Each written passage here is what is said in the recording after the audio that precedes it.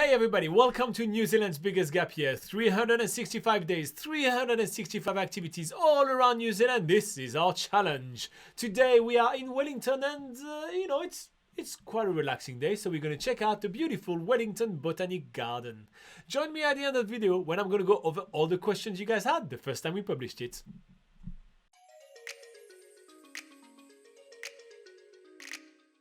This morning we're waking up at Nomad's Wellington. It's pretty awesome hostel because there is make your own pancake for free every morning, and it's only about 10-minute walk from the beautiful Wellington Garden, which is gonna be our activity of the day.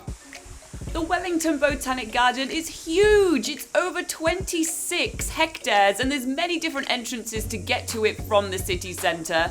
And there's even maps to show you all the different things to see and activities around the gardens. But for Robin and I, we do have a map, but we just tend to go where our feet take us. The first striking thing about the Wellington Garden is that aside from the paths which are all concrete, it looks like a beautiful bush, native forest, all of these kind of things, and we are in the city centre of New Zealand's capital city, which is absolutely amazing. Weirdly enough, we can't hear any of the vehicle around, and we know there's a lot of busy street around, so I don't really know how that works, but it feels so peaceful and quiet. The only thing we can hear are the ducks, and oh man, there is a lot of them. Every city park needs its token duck pond, and Wellington's no different. They have a really cute one here with lots of little streams running from it. There's even little waterfalls and gentle rapids, and there's a duck pond feeding bin right next to it, so you don't even need to bring your own food. The duck pond's also surrounded by all this beautiful native forest, Nickel palm trees, lots of ferns. It's just such a beautiful environment to be in. And admittedly, Robin and I spend way too much time watching these ducks. I feel like we're kids again and we're just totally mesmerized by watching all these ducks sort of feeding themselves and washing themselves, fighting each other. It's really awesome. Alright, so we're gonna be leaving the ducks behind and keep on exploring the Wellington Botanic Garden. Although we don't really follow the map, there is one dot on the map that I just can't miss. It's the waterfall. There is no park, recreational reserve or national park that doesn't feature a waterfall in New Zealand, so we can't miss this one. It's a really small one but super picturesque. After that we move on to the Fragrant Garden, which features heaps of plants that have really nice smells. It's quite amazing the variety of them. So apparently there's a tree house with a lift, which sounds counterproductive, but let's give it a shot. Basically, the treehouse is actually the visitor center of the Wellington Botanic Garden. It's pretty cool. From the top we can see a really different view of the canopy, and we can see how central the Botanic Garden is because it's surrounded of tons of houses from Wellingtonians living nearby.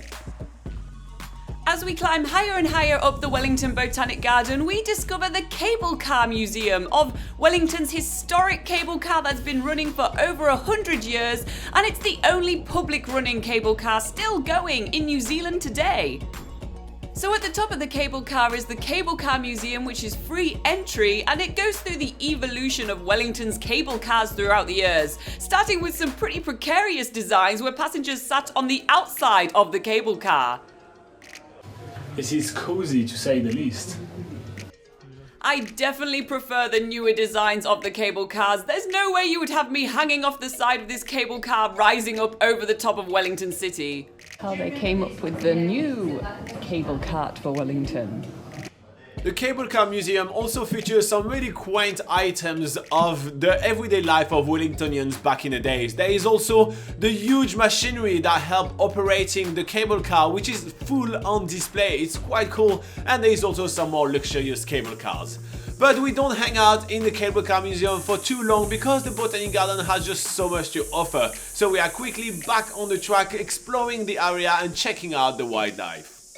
And this time we have to use the map because we need to make our way back to our hostel, and to do so we need to find our way back where we started. So we are taking the Puketia track, which is going to take us all the way from the top of the Wellington cable car to where we started. Welcome to Wellington, New Zealand's capital city. What do you think about it? It's pretty cool, right? Seriously guys, the Wellington Botanic Garden is definitely one of the best free things to do in Wellington. So we're both pretty excited, we had a blast, and we're back to Nova's Backpackers for the evening before tomorrow heading on the road again toward our next destination, which is going to be true wilderness. We'll leave you with that. As you heard recently, cicadas are everywhere. Even right here that I'm talking to you, the only thing I can hear now is cicadas. Like